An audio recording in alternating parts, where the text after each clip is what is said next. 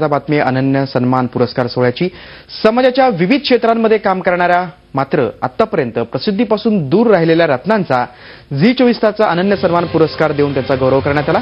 यावेळी वीर माता अनुराधा गोरे यांना जीवन गौरव पुरस्काराने सन्मानित करण्यात आलं। 1995 लढताना शहीद झालेल्या कॅप्टन विनायक गोरे यांच्या त्या मातोश्री त्यानंतर देशातल्या तरुणांना लष्करामध्ये जाऊन देश सेवा करण्यासाठी त्या प्रेरित करत राहिल्या। त्यांच्या या कार्याचा यथोचित सन्मान करण्यात आला। माननीय मुख्यमंत्री मुख्यमंत्री देवेंद्र फडणवीस, केंद्रीय मंत्री नितीन गडकरी, माजी केंद्रीय मंत्री शरद पवार, माजी मुख्यमंत्री पृथ्वीराज चव्हाण या कार्यक्रमाला उपस्थित होते। मी माननीय नितीन गडकरी यांना विनंती करते की त्यांनी वीरमाता अनुराधा गोरे यांना अनन्य सन्मान जीवन गौरव प्रदान करावा।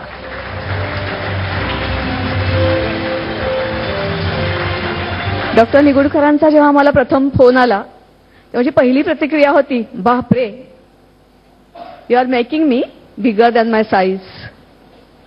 आजही मला खरंच तसं वाटतंय।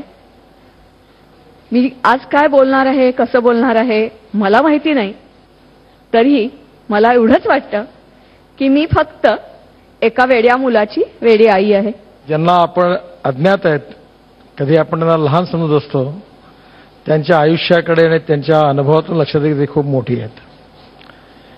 झी मराठीने उदयने मिळून खरोखर अशी नररत्न जी आहेत, जी अज्ञात आहेत, त्यांच्यावर प्रकाश टाकून त्यांचा यथोचित गौरव केला।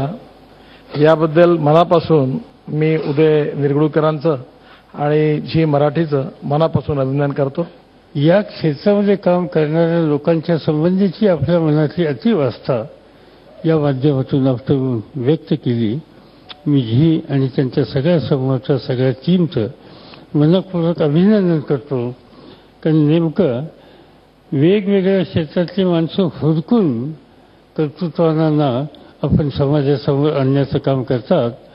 याचा लाभ हा अशा पद्धतीनं काम करण्याच्यासाठी एक प्रेरणा देण्याचं कामच तुमच्या माध्यमातून होतंय, त्याबद्दल तुमचं मनपूर्वक अभिनंदन। आगे आने वाले समय में अगर हमारा राजनीतिक